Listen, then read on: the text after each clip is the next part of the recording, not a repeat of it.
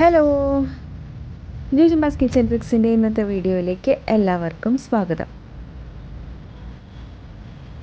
ഇന്ന് നമ്മൾ വന്നിട്ടുള്ളത് അവക്കാഡോ വെച്ചിട്ടുള്ള നല്ല ടേസ്റ്റി ആയിട്ടുള്ള ഒരു പുഡിംഗ് റെസിപ്പി ആയിട്ടാണ്.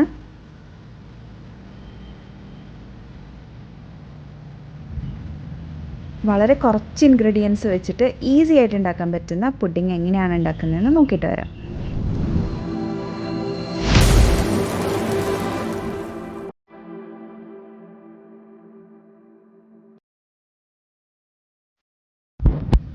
നമ്മുടെ വീട്ടിൽ ഒരു വലിയ അവക്കാഡോൻ്റെ മരമുണ്ട്.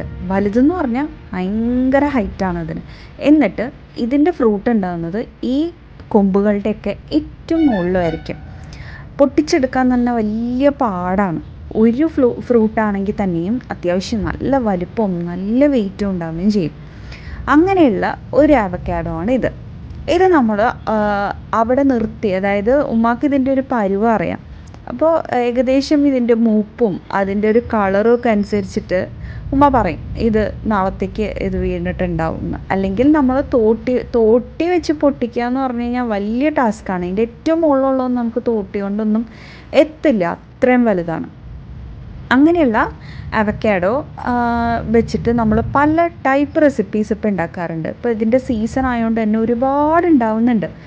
ഇപ്പോൾ ഇത് വെച്ചിട്ട് നമ്മൾ ഹെൽത്തി ആയിട്ടുള്ള ബ്രേക്ക്ഫാസ്റ്റ് റെസിപ്പീസ് ഉണ്ടാക്കാറുണ്ട്. പിന്നെ നമ്മുടെ സാലഡ്സിൽ ആഡ് ചെയ്യാം. സാലഡ്സിൻ്റെ ഡ്രസ്സിങ്സ് ആയിട്ട് അത് ആഡ് ചെയ്ത് കഴിഞ്ഞാൽ നല്ല തിക്കായിട്ടുള്ള ഡ്രസ്സിങ്സ് നമുക്ക് കിട്ടുകയും ചെയ്യും.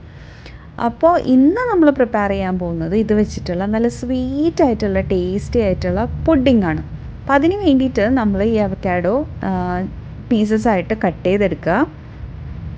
നമുക്ക് മിക്സിയുടെ ജാറിലോ അല്ലെങ്കിൽ ബ്ലെൻഡറിലോ വെച്ചിട്ട് നമുക്കിത് ആ ഒരു സ്മൂത്തി ആയിട്ടുള്ള ഒരു ഇതാക്കി എടുക്കാൻ പറ്റും. അതിലേക്ക് നമ്മൾ പഞ്ചസാര ആഡ് ചെയ്ത് കൊടുക്കണം. പിന്നെ കുറച്ച് പാല് ചേർത്ത് കൊടുക്കണം. അപ്പോൾ നമ്മളിത് മിക്സ് ചെയ്യുന്ന സമയത്ത് അവക്കാഡോ നല്ല കട്ടിയായിട്ടാണ് ഇതിൻ്റെ ജ്യൂസ് ഇരിക്കുന്നത്. അതുകൊണ്ട് തന്നെ ഈ ഒരു കട്ടിയിൽ വരത്തക്ക രീതിയിലുള്ള പാലാണ് ഒഴിച്ചു കൊടുക്കേണ്ടത്. പിന്നെ നമ്മൾ ഇതുപോലെ ഒരു ബൗളിലേക്ക് പാലിലേക്ക് കോൺഫ്ലോർ കലക്കിയിട്ട് അതൊന്ന് മിക്സ് ചെയ്തിട്ട് മാറ്റി വയ്ക്കുക.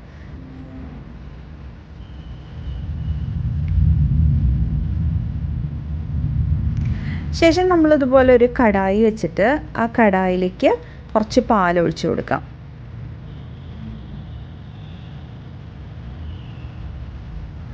പാലിലേക്ക് കുറച്ച് പഞ്ചസാരയും കൂടെ ചേർത്ത് കൊടുക്കാം.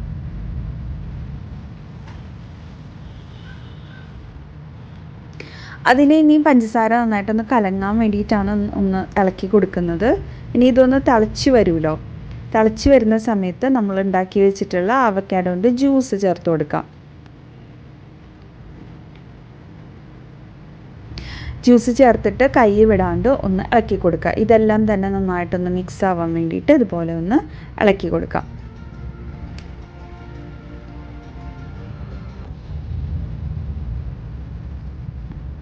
കണ്ടോ, എല്ലാം നന്നായിട്ട് ബ്ലെൻഡായി വന്നിട്ടുമുണ്ട്.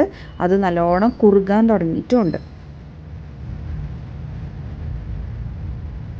അത്യാവശ്യം കുറുകി വരുന്ന സമയത്ത് നേരത്തെ നമ്മൾ പാലിൽ കോൺഫ്ലോർ കലക്കിയിട്ട് എടുത്ത് വെച്ചിട്ടുണ്ടായിരുന്നില്ലേ, അത് ചേർത്ത് കൊടുക്കാം. അതും ചേർത്തിട്ട് നന്നായിട്ടൊന്ന് മിക്സ് ചെയ്യാം.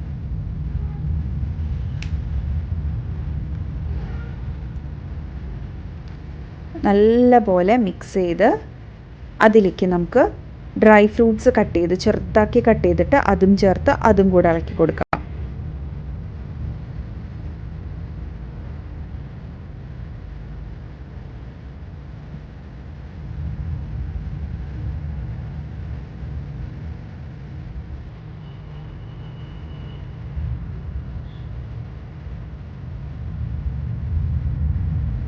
പിന്നെ നമുക്ക് ഇതിൻ്റെ ടേസ്റ്റ് ഒന്ന് ബാലൻസ് ചെയ്യാൻ വേണ്ടിയിട്ട് ഒരു ഡ്രോപ്പ് വാനില എസൻസ് ചേർത്ത് കൊടുക്കാം.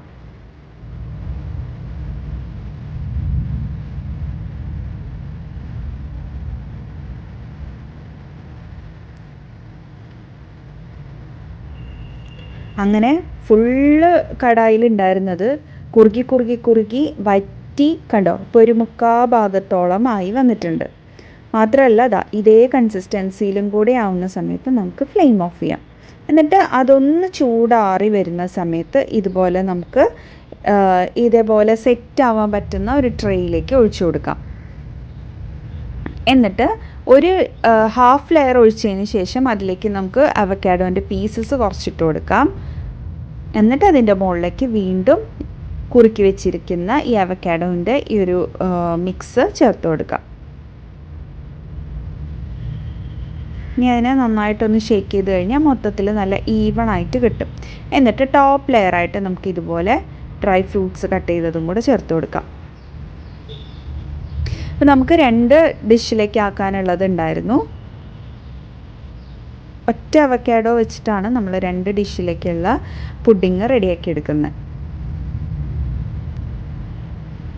നേരത്തെ ചെയ്തതുപോലെ സെയിം പ്രൊസീജിയർ തന്നെ. ഹാഫ് ലെയർ ഒഴിക്കുക, അതിൻ്റെ മുകളിലേക്ക് കുറച്ച് അവക്കാഡോ പീസസ് ഇട്ട് കൊടുത്തിട്ട് മുകളിലേക്ക് വീണ്ടും അവക്കാഡോൻ്റെ മിക്സ് ഒഴിച്ച് കൊടുക്കുക. മുകളിലേക്ക് കുറച്ച് ഡ്രൈ ഫ്രൂട്ട്സും കൂടി ഇട്ട് കൊടുക്കാം. ഡ്രൈ ഫ്രൂട്ട്സ് ചെറുതാക്കി കട്ട് ചെയ്തത് ഇട്ട് കൊടുക്കാം.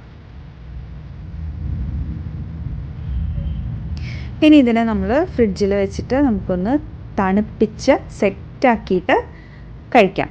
അതല്ല ഇതേപോലെ കഴിക്കാനും നല്ല ടേസ്റ്റ് ഉണ്ടായിരുന്നു കേട്ടോ. ഇങ്ങനെ സെറ്റ് ചെയ്തിട്ട് കഴിക്കാനും രസമുണ്ടായിരുന്നു. പക്ഷെ തണുപ്പിച്ച് കഴിയുമ്പോൾ നല്ല കോൺഫ്ലോറിൻ്റെ അതെല്ലാം നല്ല സെറ്റായിട്ട് നല്ലൊരു ടെക്സ്ചറായിട്ട് കിട്ടും.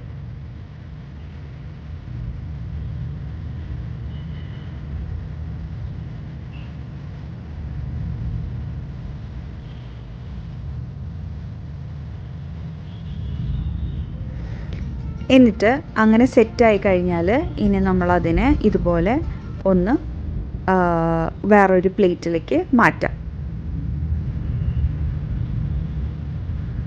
ഇതാണ് നമ്മുടെ പുഡിങ്ങിൻ്റെ ഫൈനൽ ലുക്ക്. ടേസ്റ്റും അപാരമായിരുന്നു. നല്ല ടേസ്റ്റി ആയിട്ടുള്ള ഒരു പുഡിങ്ങായിരുന്നു.